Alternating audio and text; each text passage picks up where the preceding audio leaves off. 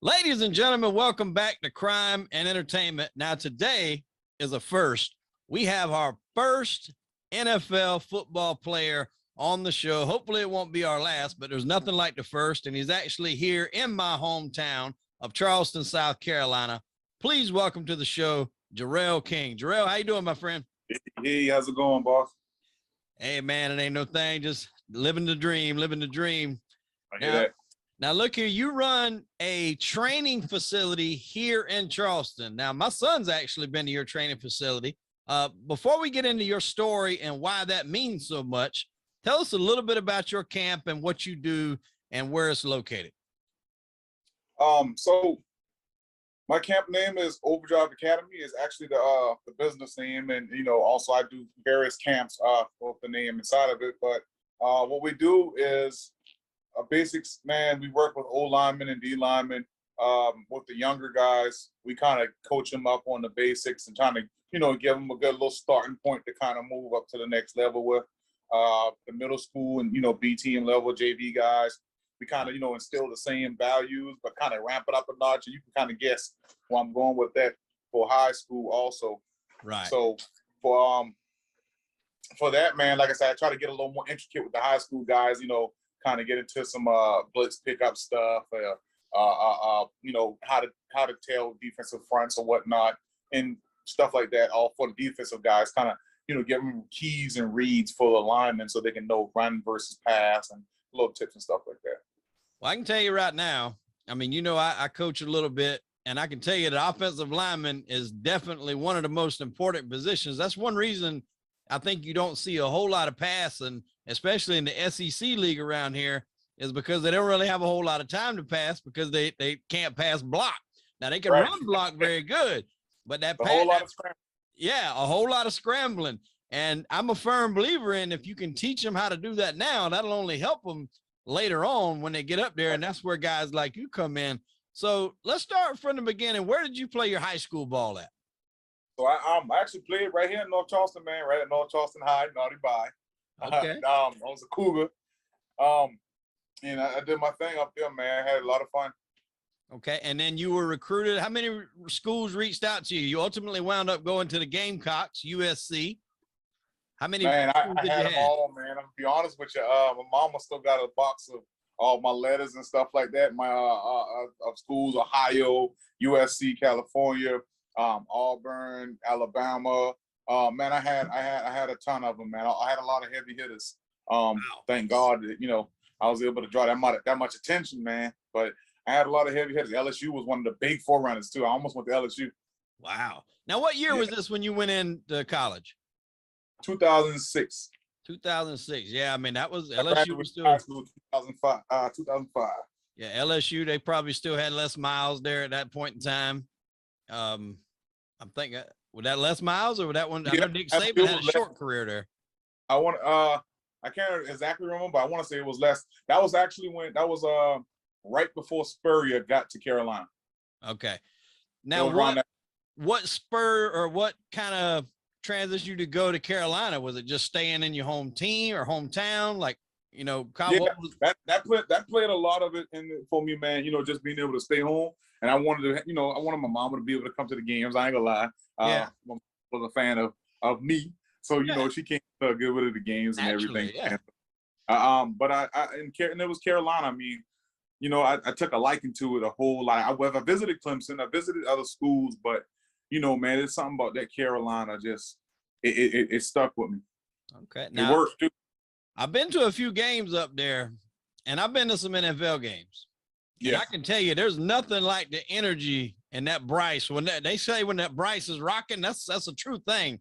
You can feel that stadium rocking. I mean, the energy from a college game to the NFL game, I'm talking as a fan, is a completely different experience. As a player, it could be different also. I don't know, good, bad, or whatever. But as a fan, just the atmosphere is totally different. I enjoyed the college a whole lot more than the pros, to be honest with you.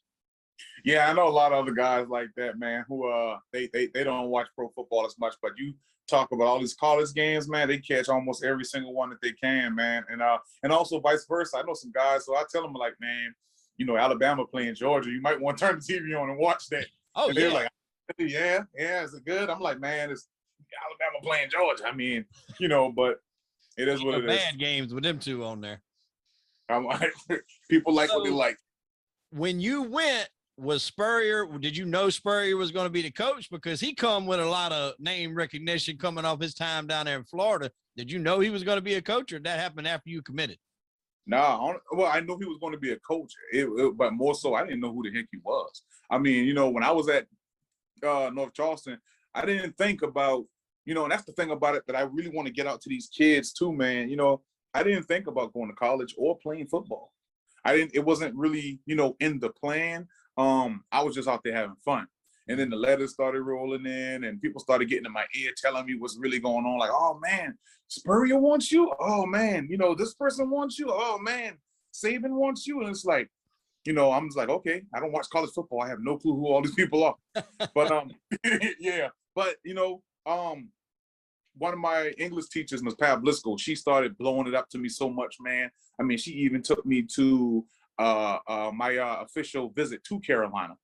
And it showed, it just, the dedication for her and other folks to actually show me out to colleges and get me to Carolina. It kind of pushed me towards Carolina, but man, I didn't even know I was going to go to college. They all were looking at me. I didn't know what it mean, but for those kids who are listening and watching, man, you never know where life is going to take you. Bust your butt now. Put in all that work you got to put in now. The video game's going to be there. I'm 34 years old. I still find time to play Madden all the time, every day. I'm telling you, man, the video games are going to be there, kids. Put in that work now. You will not regret it later. I promise you. So, I wish I was working a little harder back then. It would help me out a whole lot more going into my career, but, it all worked out. And nowadays, too, like I run the 7-on-7 team. Antoine Edwards, me and him run Slaughterhouse Elite, and we recorded a lot of stuff when we done that tournament recently. These kids have that, I think it was called the Huddle app or something like that, or something where they can basically put their own highlights up so they can send that to these recruiters. I mean, that's a crazy, amazing tool now that they probably, I'm sure that wasn't around back in your day, because you'd have been putting pancakes out left and right. But nowadays, man, that's really great for these kids. And I try to stress to them, get somebody to, start recording your highlight. If you're that type of player and you bringing that game, get somebody to start recording you now and build up your highlight film. Right. Yeah, man. Teaching these kids how to market themselves and, teaching them their brand, and especially with, the new college NIL deals being made and everything. These kids, man, if you're a senior, junior, senior in high school and you got any colleges looking at you, you are a brand like none other right now. Like you actually can go out there and cut deals with businesses as a freshman in college. Yeah. And now back in the day, that might have been done, but it wasn't exactly legal. Yeah, it didn't stop us from living our life a little bit, but at the same time. So, let's talk. Well, not about that, but let's talk about getting down there to Carolina. Well, what was the landscape like when you got there? Who was quarterbacking down there when you got there? I want to say Smelly for some reason. Garcia and Connor Shaw was my quarterback. Blake Mitchell was just coming off, and Garcia got on, and then Connor Shaw, I believe, right after him. So I had Connor and Garcia were my two primary guys. Okay. Now, I'm pretty sure I probably know the answer to this question, but what's your most memorable game at Carolina? You probably thinking Clemson or Alabama, and it's Bama. That's what I was thinking. It's Bama, because that was the hype before that game. I'm gonna tell you something, man. The hype before that game, we didn't go into that game like, oh my God, it's Bama. You know what I'm saying? It was just like, all right, y'all, we got Bama this week. That's what they like to do. They do these things. They're really good at this. They're really good at everything. But at the same time, But at the same time, the boys had was it Mark Ingram and Trent Richardson running the ball, had Julio over there, man, and we shut them all down. You did. I remember watching that game. I was actually at work. I worked at Nucor Steel at the time, and we were. I don't think it was kind of known that everybody was going to be taking a break at the time, to go in and watch most of that game. We did have to go out some, but we tried to piece it where we watched right before halftime. And then obviously the whole fourth quarter, we were glued to it. And Steven played a great game. The offensive line played a great. I mean, everybody. on the whole team played a great game. What was it like after that game? What was the atmosphere in the locker room after that game? It was exactly what you thought it was. Electrifying, man. I mean, no one, and that was that moment that everyone was allowed to cut loose. Like, nah, it's not all that, yeah, be humble, but let's be real. We just went out there and handed it to Bama. Yeah. This guy, the number one team in the nation since forever. They had a quarterback that hadn't lost a game, I believe it was, until a regular season game, I believe, until we handed those guys that loss. Who was that? Was that McElroy? Who was that? Who was their quarterback? McElroy. Okay. Yeah, but man, it was something. So it was, Lattimore balled out that game. The O-line shot out. The D-line was crazy. You hold Mark Ingram and Trent Richardson to 54 yards rushing in a football game. That's something serious. Total. That's something serious, man. So we had, we had, Melvin Ingram and Lottie Ajaboy, Eric Norwood, Darian Stewart. We had some Cliff Matthews, Travian Robinson. Man, we had some boys out. We had a squad, man. So they did their job, but I remember at one point during the game, I'm on the sideline. I think it was the fourth quarter when I finally realized, like, all right, we had a spot right now to where they ain't coming back up, man. And I had the same smile on my face. I was sitting there like, well, this is happening right now. Like, God, dog, this is happening. And the only thing in my head was, well, this is not the time to be the one to give up a sack. This is not the time to be the one to to make the momentum shift. I had to just make sure I zone in and stay right. If you'd have done that, you'd have probably seen that visor come flying by your head. The visor going, the clipboard, and I probably would have seen the bench. Man, I love watching Spurrier. I mean, I know it's bad, but I love watching him get upset because he has so much passion for the game. I know people at home look like, what's he doing? But he has so much passion for the game. When he sees things, simple mistakes being made to hurt the team, you could see the passion in him. I mean, and you could hear it too sometimes. If you can read lips, you can probably say what he was saying too. But I mean, he would throw it all, like you said. And I mean, but he was very passionate about the game of football. And I know that probably had to be a big motivator for a lot of you guys in big games like that. Because I mean, like you said, you had a lot of big games against Clemson. There was some other big games, but I knew that Bama one probably was going to be pretty special for y'all guys.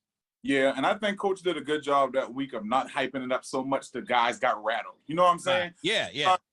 Kind of make another team seem so big to where your team sees them in the same light. And, and he approached it like, they're men, we're men. Shit, let's go out there and go to work. And Spurrier was the kind of guy, I'll say about him, he was the kind of guy, what he taught me was my potential. He wouldn't praise me for all the good I do. I know I did good. And he knew I did good. But he wouldn't go, all right, Jarriel, good play. All right, Jarriel, good play. All right, Jarriel, good. You know you did good. But when you mess up, boy, he'd take that clicker. See your first step? See? Shit. See? I'm like, man, damn. And he would kill it, especially with Garcia. Man, him and Garcia in the boardroom, in the meeting room, man, that's magic. That's calm. That's magic all the way because Garcia and him were like, man, 24/7, dude. And yeah, it's crazy. Yeah, they had to make it work. And I think they had a love-hate relationship, but it worked. Yeah, I remember I talked to Garcia. He come down here it was about a few months ago. Him and Taj Boyd, they was down here at Charleston Sports Pub. And I got a chance to talk to Garcia about it. And he was saying that one of them, I forgot where it was at. I forgot what team they was playing. They was on the road and he had went out the night before and had a few cocktails as Garcia was prone to do. And this might happen more than once. I'm pretty sure it did, but I guess this one particular when Spurrier knew it. And he said they was going at it so hard. He said he thought he was about to get kicked off the team on that time, but I guess he wound up letting him play. But Garcia is quite a character. He is. I want to say that was the same night when we beat Alabama. I want to say that, I can't remember which game it was, man, but I want to say Bama so bad. But I remember Garcia showing up to 5 points with a cowboy hat, a robe, some boots on, and some shorts, and I don't think he had a shirt. Man, hey, boy, that's Garcia, boy. And he dressed, too. Everyone look at him like, oh, yeah, he dressed. He all right. Yeah, hell, I mean, I don't know about the bathrobe, but he still wears that cowboy hat. I'm friends with him on Facebook, and he still wears that cowboy hat. That's my boy, man. I'm saying that's one dude who I rode for from the beginning to even to now, man. That's my guy. Shout out Steven Garcia. Yes, sir, for sure. Heck of a talent, and I enjoy watching him play. So what was the biggest bowl game you guys went to in your tenure with the Gamecocks? I believe it was the Outback. Outback, but who was that against? I think that was Iowa. Iowa. Okay. I can't remember. I don't think we lost. I think we lost that game. Yeah, but I think that was one of the biggest ones I've been to. I can't remember the other one. I know we went to about 2 or 3 of them in my time there, but I cannot remember all of them. I tell you that now. So now, did you got invited to the combine? Went and worked out in the combine, or how did that work? So yeah, I got invited to the combine. How the process went at the end of the season. You know, the agents started hitting you up and everything, kind of getting the feel on that process and everything. As it wounded down, man, it just got so much more real. Yeah. You know what I'm saying? So it got more real than anything. Like, from the food I ate to the time I went to sleep to the time I woke up to how many times I took a crap a day, all that stuff started to matter. Yeah. You know what I'm saying? So it was go time, man. Kind of like how wrestlers, they got to make sure that they make weight and everything for a weigh-in and everything. And fighters, it was kind of the same way, like with the combine. Like, man, you don't even want to go in there feeling a couple of ounces too heavy, because you got to run the fastest, you got to move the quickest, you got to do what you got to do, you know. So everything came down to my training, man. I went down there to Saddlebrook Resorts down there in Tampa, Florida. I had a guy named Jay Riley, and this guy, he was kind of like a gymnast from Nebraska. But man, when I say he knew his thing, power and explosion and speed training and everything, man, I went down there and the training was like none other. I mean, I just stayed there and worked, kind of like what I want to bring back down to Charleston and surrounding areas, man, is that 2-3 month, well, maybe 2 month period of straight train. I'm talking about you got 4 days a week. That's all you do is you train and you go home. We probably had about 2 or 3 times we stepped out within 2 months.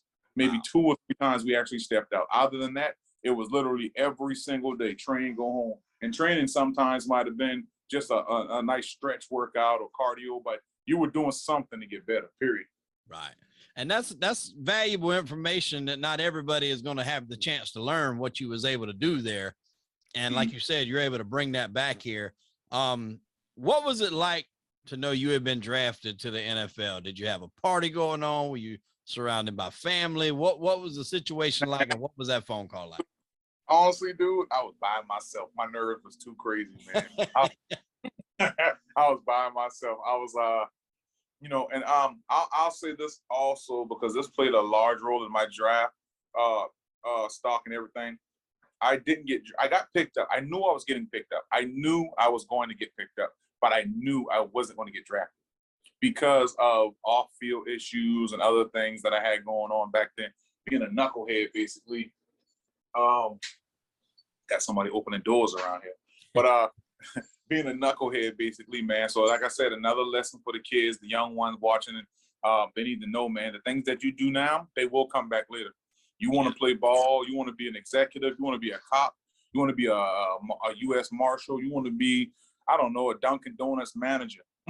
You know, whatever you do now is going to come back later when it matters, man. So, and you know, even more so with social media and Facebook and Snapchat and TikTok and all this mess. At least back then, we had to mess up bad enough for it to get documented in some sort of record of the law. Nowadays, you ain't even got to get caught. If somebody catches you with a phone, that's it. That's a wrap, and it's out there. And social media is a good thing if used the right way, but it can also be very hurtful to people. I mean, you see now people losing their jobs, their careers over saying the wrong thing or doing the wrong thing or whatever. You got to really be careful with this stuff, because it's easy to, like you said, mess up your whole career. You can have all the potential athleticism in the world, and one wrong thing you do, that'll just turn off any kind of pro teams from wanting to mess with you, because there's so many people biting for that opportunity.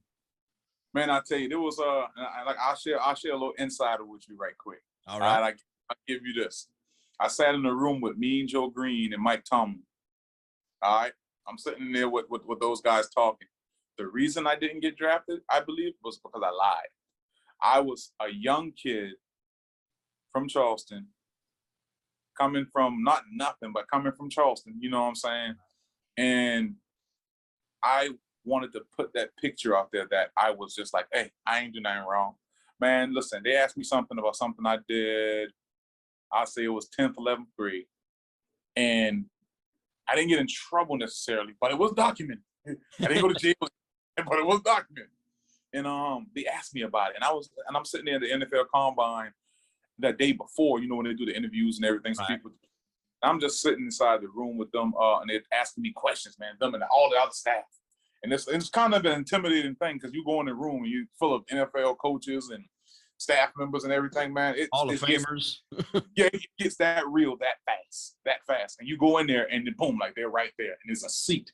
You sit right in that seat and they ask me a couple of questions. Everything was good, man. They asked me one question about a situation and I lied about it. And the thing I learned that day was it wasn't that I did what I did in the past. It was that they were trying to see if I would tell the truth. They already knew what the truth was. They wanted to see if he gotten over that or is he still a little boy? Is he a grown man that's going to accept what he's done and man up to it and move forward? Or is he still hiding that, he has a past or he's done these things or whatever the case may be? Nothing crazy, but you wanted to see that maturity level, I think, at that point. That's all it was, man. They wanted to see, all right, is this guy coachable? Can I put $20 million in his pockets knowing he's going to stay out of trouble and be around for years to come? And that's what it goes down to, man.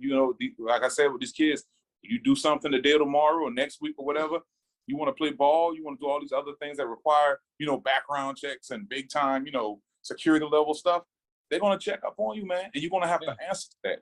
So you might be the best player in the area, but you got a couple of, things you've been into that you got to face up, you got to man up to. And I say man up to all your stuff right now. So when you get to the next level, the only thing you're worrying about is getting better rather than still trying to, fix the things you've done or try to, recreate an image or whatnot. Right. So. Yeah, definitely owning something like that, owning a mistake is huge. Like you said, accepting responsibility for the actions, taking ownership of it, but saying also like, yeah, I've done that, but I've learned from it. I'm a new person. I want to strive to be a better person. And that's key. And that's what a lot of these young athletes need to keep in mind is they don't want to see that. Well, it wasn't me. It was the other guy. You know what I'm saying? They don't want to see it. They want to see it was me. I did it. It was a stupid decision, but I'm a better person now and I'm ready to move forward. That's what they're looking at. Right. That's what they wanted to see, man. That was all. So your first NFL landing spot, tell us a little bit about that, how it went down, where you went, what the situation was. Tell us a little bit about that. So at first, give me 1 second. Close the door for me. I'll be in a second. So my first spot was with the New York Giants. So I got to choose. After the draft was over, the way it goes is right when the draft is over, man, anyone that didn't get drafted, they pick you up. I'm telling you, the draft is losing its, spark because unless you're first 3 rounds, after that, man, shit. And honestly, you ain't third. You know how it is, man. Yeah. You go look at Richard Sherman. What, undrafted round, wasn't it? Or undrafted? He was undrafted. Undrafted and probably one of the best cornerbacks ever. Yeah, Doug Baldwin, another one, undrafted. You know what I'm saying? A lot of that goes, and we're going to talk about him in a minute, but I think a lot of the credit on those 2 guys you just named goes to Pete Carroll. Yeah, it does. And he saw a lot. I believe he saw a lot in them before they even, had came about. And they were guys that he had plans for. You can tell how he used them and how he developed them, that he had plans for them. So those guys went undrafted, man. So, you don't necessarily have to get drafted to make it. You just gotta get one of those teams to say, "Oh, I want to give you a shot. Come up here." But now you get to choose, right? Once you go undrafted, if you're that undrafted free agent, you get to choose where you want to go. Right, you get to choose where you want to go. And I chose to go to my favorite team, New York Giants. Of course, I had other options. I chose the Giants. I went up there. Everything was awesome. And honestly, the only reason why I left the Giants was because I got injured the last game playing against the Patriots in the preseason. I got injured and I had a bad high ankle sprain. And the Seahawks, what happens when I got injured? So the Giants still got to kind of keep me on because I'm injured player playing with them or whatnot. They still wanted to keep me and sign me, but they put me on kind of not a waiver, kind of like an injured, PUP list? PUP list, physically unable to perform, I think it is. Yeah. Right. So, and it's at that point, it was just all weird. There's all kind of stuff going on, rules and stipulations and this and that. But either which way, while injured, Seattle still picked me up on the active roster. I know Seattle, and I'm gonna be honest, Seattle knew I was a baller. Period. Yeah. Pete Carroll knew that. The GMs over there, Snyder, he knew that. Even though I was injured, they picked me up over there. My first 8 to 9 weeks, I was over there rehabbing. I was still practicing, but I was just getting right and getting ready to get on the field and everything, man. So I went from New York over to Seattle, and I did my thing over there in Seattle, man. I loved it. I loved it out there. That had to be a big culture change going from Tom Coughlin to Pete Carroll, because I love Pete Carroll. I was a big Trojans fan when him and Leinart and Reggie Bush and the boys was killing it in college football. I like the way he carried himself. I like that. I know people call it the rah-rah mentality, but right. I liked it. It worked. Some people can't do that and make it work. He was able to make it work. And Coughlin was the exact opposite, but he also made it work. So that had to be a big transition going from New York under Coughlin to Seattle under Pete. It was because, in a nutshell, Coughlin is he is a company corporation kind of coach. You know, he's the business kind of let's get in there and get out kind of guy. This is the game plan. This is your job. Execute it, and then we get out. Versus Pete Carroll, who Pete was more of a player's coach. Yeah. So Pete would be hanging with the guys. Pete would invest in doing a little fun. It's like just putting up a basketball goal in the team meeting room, so the camaraderie level can go up a little more with the guys, just shooting around, doing a little silly, stupid stuff. Pete was that kind of guy, telling jokes in the rooms and stuff like that. His approach to the game was a whole lot more laid back, but he had an approach to him like, hey, you better stay on your job when your ass get cut. Yeah, and Pete, he got that to him though. Pete got that to him to where it's like, I'm a joke with you, and it's cool, and we all gonna be cool. But if I cut you, you wouldn't do your job. That's how Pete is, man. Yeah. So he's a whole lot more easygoing, but he's still down to business and hard nosed with it. Right. He still got a job to do, but at the same time, I don't think he wants to make it miserable, because I know it is a job. The NFL is a business, but at the same time, you guys got to enjoy yourself out there. Right. Because, you're risking your bodies. You're putting your bodies on the line. As we know, you can get injured. You can get really bad injured. There's, Joe Theismann injury was obviously awful.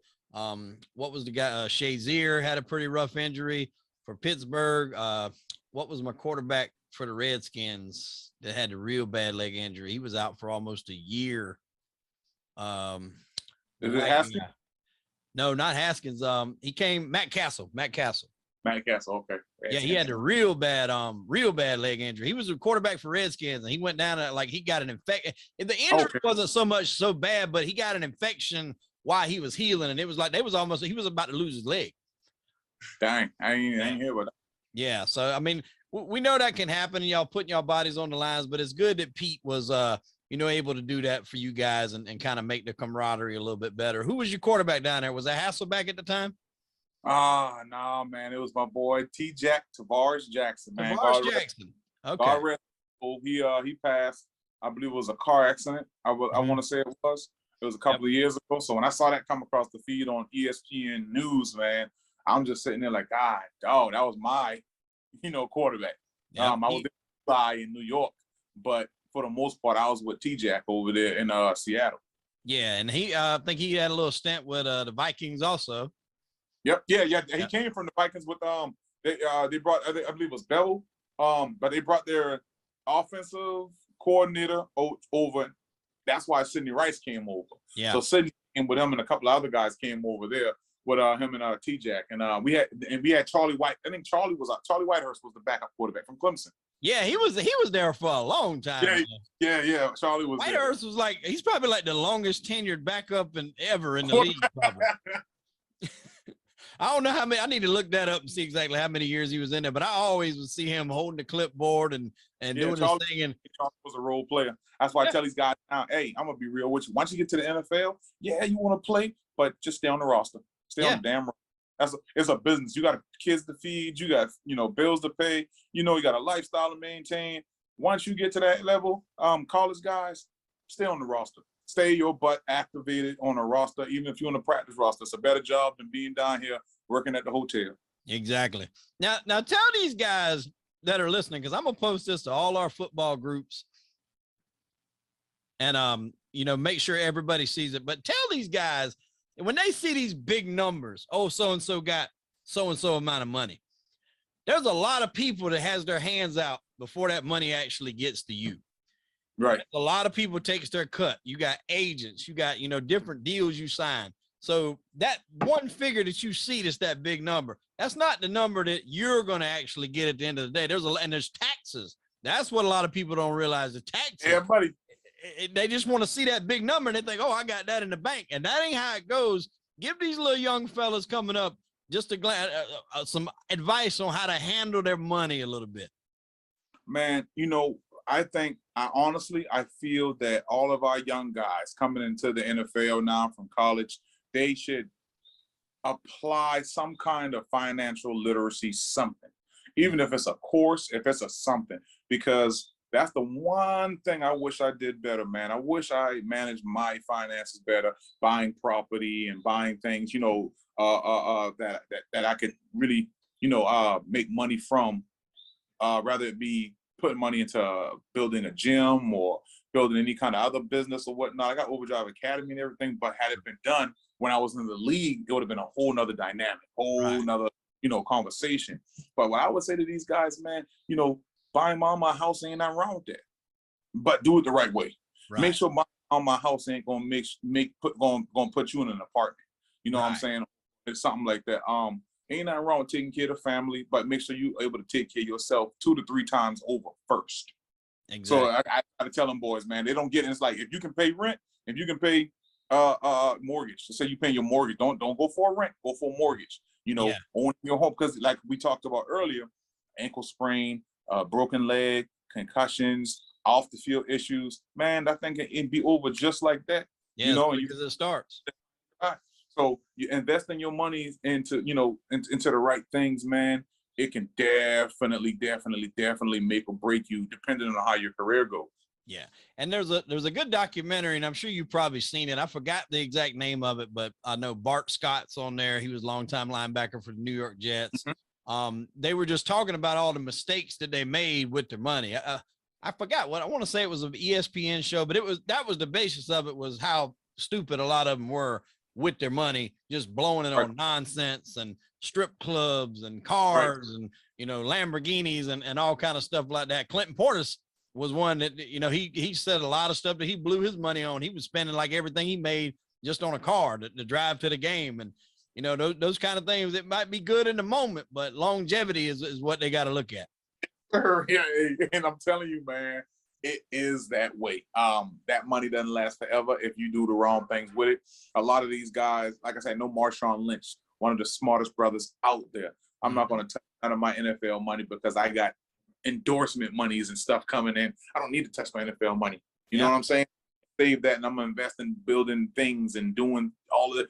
I mean, the kudos to that boy. Beast Mode was my boy.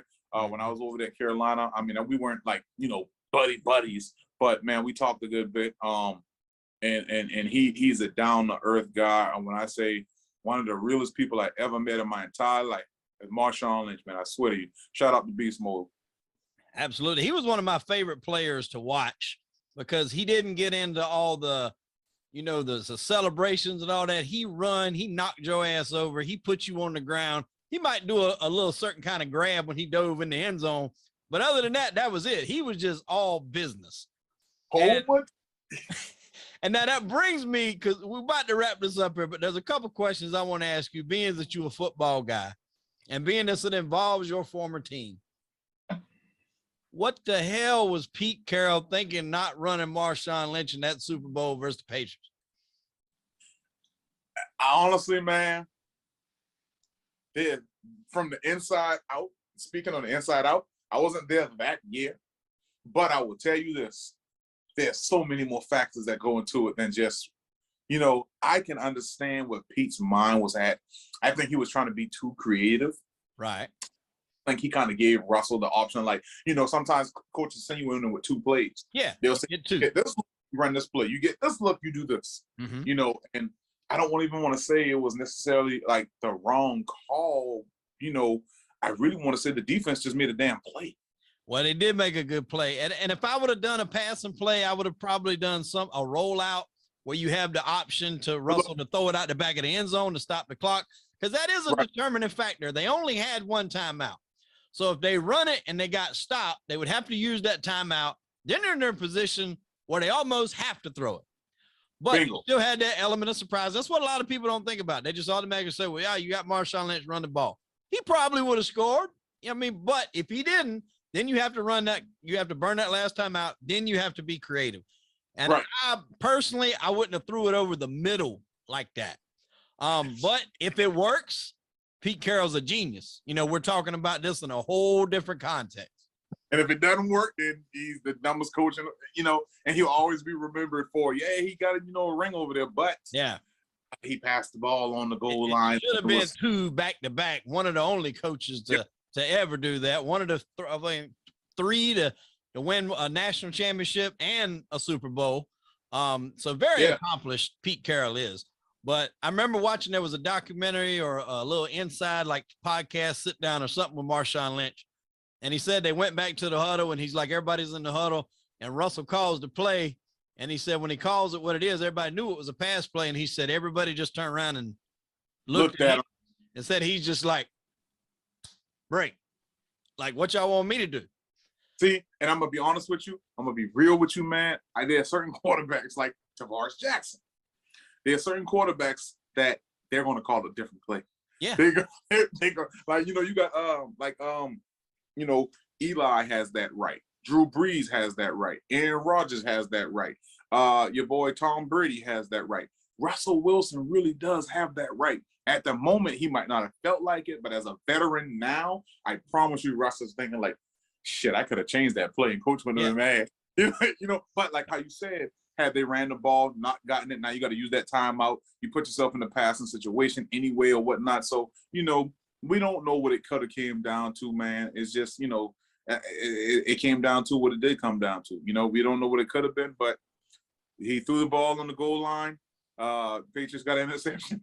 And the one thing I'll give Lynch, man, beast mode, is he never was salty about that. I'm sure he probably was a little pissed, but at the same time, like he never let that be shown. Like he never was like out to carry. He never was out and verbal with it like a lot of these players are these days. You know, I think his mindset was, you probably should have given that shit to me.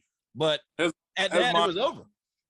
His mindset was that, but and honestly, I think his mindset was everybody knew what's up. Yeah. That was obvious. He had so many people screaming it for him. Why you run the ball, run the ball, run the ball. He didn't need to say a thing. He didn't have to say a damn thing. Yep. One more question. Who do you consider to be the GOAT quarterback of all time? Of all time, I gotta give it to Brady. You got to. It's not a question at this point.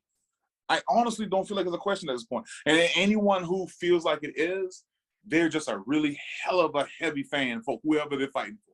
Yeah, because I think with the salary cap and the way everything is structured nowadays, I don't know if you'll see I don't even think you'll see it come close to by another organization or quarterback by itself, because so many people took less money to play with Brady because they knew that ring was going to come.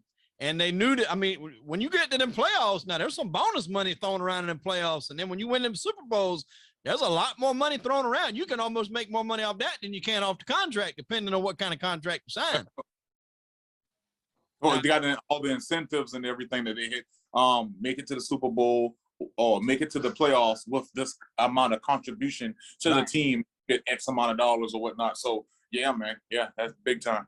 Yeah, and I just don't think we'll see that replicated, because nowadays I see it seems like everybody, and I mean, not knocking them, because you got to look out for you, but everybody just seems to be after that big money. And in a way, that does put a hindrance on the team. You got that huge contract that Patrick Mahomes signed. Deshaun Watson just got the bag. So I don't know if you've seen that contract that he got fully guaranteed. Never been done before. Man, listen to me. Baker Mayfield's gone. Oh yeah. You're not getting paid that kind of money to sit on the bench. That's one thing I learned. They're not paying you to sit on the bench. You're going to start, brother. So Baker, I think regardless of what they do with Baker, I mean, you got to go. Yeah. You're not paying Deshaun Watson that. For one, you're not going to bench Deshaun Watson, and then also, it's just you're not going to pay anyone that kind of 200 or something. You're not going to get paid that. 45 million, I think it was, fully guaranteed. I'm not giving you that money to sit on the bench. No, absolutely not. I'm not doing that. So I was cheering for Baker too, man. I like Baker Mayfield personally. I see him do good, but a lot of people, I'm not a Browns fan, but I like the Browns. I'm a Giants fan, but when the Browns play, I want to see them win. I mean, that's just what it is. Yeah. So it's just one of them teams that's had such a bad run of luck for such a long period of time when you can see them prosper. And I've seen it under Baker. Baker played well with them. I mean, when's the last time the Browns has been in a playoff situation and knocked off the Steelers like Baker did a couple of years ago? Right. And Baker, along with a couple of those other guys, the defense coming through, playing like how they play, and also that run game with Hunt and Chubb back there. I mean, that's a beast combo. That's a nasty combo. That remind me of Williams and Carolina Panthers. Stewart. Yes, sir. Jonathan Stewart was a heck of a pair with D'Angelo Williams. And I think that's something that we're missing out on right now with Christian McCaffrey. We have no complement to him, and they're just running him to death. That's why he's has been injured like he has the last couple of seasons. He had that 1,000 season, and he hadn't played a full season since. And right. I think we're just wearing him out. We need a big back to spell him. Now, they did just get your man he played Deontay Foreman. He was with the Texans last year. He's a bigger bruiser back, so that'll help. He's kind of at the tail end of his career, but that'll at least help take the load off of him, because it was just the McCaffrey show for a long time down here in Carolina. Yeah, man. And, I honestly feel like that's the same thing that's going on with my Giants. When I was playing with the Giants, we had Ahmad Bradshaw and Brandon Jacobs. Yeah. That's a combo right there, man. Yeah, Ward was there too, wasn't it? Yeah. Was Ward there? I know he had Ward when they won the Super Bowl, because they called him Earth, Wind, and Fire. I think that was the year before. I can't remember what year that was. That was the year after I left. That was the year after I left. Was the year after. They called that trio Earth, Wind, and Fire. Yep. And he and I think that's the year that they got Prince Amukamara. He injured that year before, and then he played that next year. And he played, he made so much of a factor, but that's just what I remember. But yeah, man, and that's kind of how I feel with Saquon Barkley right now. I love Saquon. Saquon is nasty. Point blank, period. But he can't do it, man. It's not like basketball where you can have a LeBron James carry a team, a young, you know what I'm saying? This is more than that, man. And one fire running back can't make up for not having a defensive line or offensive line or a stable quarterback or a wide receiver. Actually, you know what I'm saying? So yeah, when there's no complement to them, it's a big hindrance, and it wears them out. And then by the time you get the pieces to go around them, you don't run the man ragged. You ain't got nothing to give you. Somewhere else, man. I'm a Giants fan through and through, but I want to see Saquon. He's one I want to see him, somewhere else where he can really ball and do his thing. Yeah, I agree. Well, look here, man. I'm glad you could stop by the show. I've had fun talking football with you. One more time, tell us where your academy is and how people can get in touch with you if they're looking to maybe get their kids signed up. And like you said, you do a lot of camps all over the Carolinas. I seen you when you was in Georgia this past December at Battleground up there. So you're all over the place. You don't just stay in Charleston. Your camps will travel. Tell us how to get in touch with you, social medias, websites, things like that. Yeah, man. So right now, if you want the main way to get in touch with me, if you want to shoot me a text message or a call or ask about anything about Overdrive Academy, the Overdrive Academy phone number line is 843-532-6556. You can text or call. Also, on Facebook, it's Overdrive Academy. You can just type in the name. You'll see us pop up. Everything that we got going on over there. And also, I got something else popping up now, man. I'm about to get rolling with what's called Trench Baby Athletics. What Trench Baby Athletics is our way. It's a nonprofit, and we are seeking to mentor, train, and to basically expose the best talent that we have here in our area. We want to do it all over, man. But right now, we're going to start off locally. And we want to be able to sponsor these guys. We want to be able to provide, a certain diet for them. We want to be able to provide training, proper training for our linemen. So these guys that we have going out, we got a ton of guys in the area that are signed to go to college right now, but they have zero lineman training. You know, so the guys in our area that are top dogs, we want to get them proper lineman training and send them off to college and give them the tools that they will need physically to keep their scholarships. Because, you know, like I know, just like in the NFL, you don't perform, you get cut. In college, you don't perform, you lose that scholarship. Absolutely. You know, so we got, you know, how many kids we got down here who really could ball if they had the proper training and the proper everything, man. You know, so myself being an NFL guy, CFL guy also, and a D1 guy playing line, I want to get out here and train these guys. So with Trench Baby Athletics, you guys can go to www.trenchbabyathletics.com and you can check that out. Donate to the nonprofit, what we're doing here, and all these all-star games. You see these guys going, even though like the one that your boy was down at, man.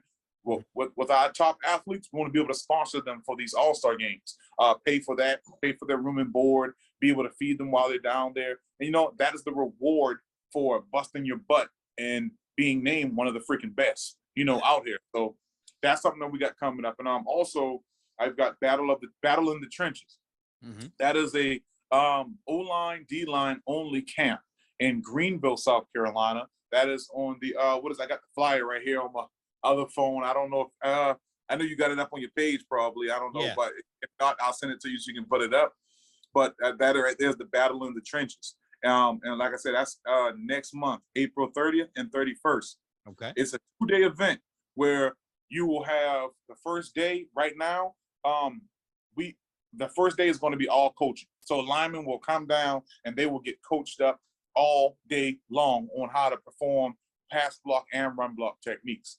The next day, we're putting everything to work. It is a full-out competition. The guys will, you know, they'll do their camaraderie and everything. The first day, we'll train together. We'll do everything we got to do. The next day, we're going at it, one-on-one competition. We're going 2-on-2. We're going full line competition. We're going combine drills. So we want to get the big boys out and really get them going, man. So anybody out there that looking for work for offensive, defensive linemen, come on down to Greenville. Not even just Greenville. I got a lot of dates set up, man, that I'm going to get out there. I'll get them to you. And for anyone listening or watching, you can just keep up with Overdrive Academy and keep up with the dates and, you know, travel when we travel. Come on out. We got a few guys that do that. And, you know, we have a great time out there learning to play the game the right way and developing as O-linemen and D-linemen. So if anyone wants any information, it's on the page. You can text the number, again, 843-532-6556. I can send you a link, sign up. It's about $65 sign up, 2-day camp. We're going to have Jamar Meredith. He's a old Gamecock, and Jamar played with the Green Bay Packers, the Giants. He played with the Bucks, and he retired with the Titans. Wow. So Jamar is going to be out there also. I'm going to have probably a couple other Gamecocks, maybe some other NFL guys come by, but we just want to get these linemen together, man, and really build that lineman community and lineman, you know, camps and programs, because you know you got 7-on-7 going. That's your thing, you know, and you and Twan do your thing with them boys, man, and that's everywhere. But you don't know where you can find a lineman camp at anywhere. Exactly. So that's what we're doing, man. We're making this thing a thing. It's needed. It is something that's needed heavily. So let's push it. Let's make it huge. Let's get these linemen out. Let's get these boys rolling. And, man, let's just make this something that we can do every year, a couple of times a year, where we get our linemen developed. Well, I agree with that 100% because all the quarterbacks we've talked about, Russell Wilson, Tom Brady, Drew Brees, all the running backs we've talked about, Marshawn Lynch, Ahmad Bradshaw, Brandon Jacobs, they ain't doing what they doing if them guys up front ain't blocking. Right. And you can't, man. As I tell folks all the time, that is the most important part of any team is that line. If Tom Brady didn't have all those opportunities to sit there and throw that ball as comfortable as he did, I mean, would he be Tom Brady? Would he be the same Brady today? No, sir. Jeff Saturday, and you know, they're blocking with the Colts and blocking for Peyton. It wouldn't be the same without the guys up front, man. Yep. Well, Jarriel, I appreciate you coming by the show, man. I want to do a quick shout out to everybody in the SEC, Clinton Robinson, the Voice Sports reporter, Tommy Price, Mike Williams, Antoine Edwards, Mike Waits, Anton over there in North Charleston, Nas Ridley over there in Fort, Gary Birdsong in Somerville.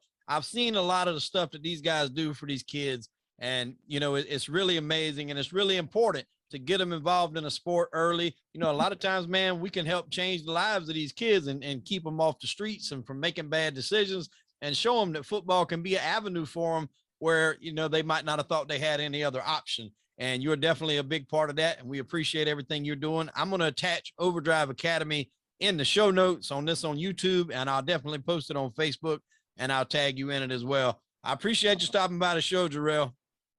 Hey, boss, I appreciate it too, man. Anytime. We got to do it again, man. I had a good time. Yeah, me too. Folks, I am Hollywood Wade. That was Jarriel King. And unfortunately, we are out of time. Check in next week for an all-new episode of Crime and Entertainment. Jarriel, we'll see you. All right, boss.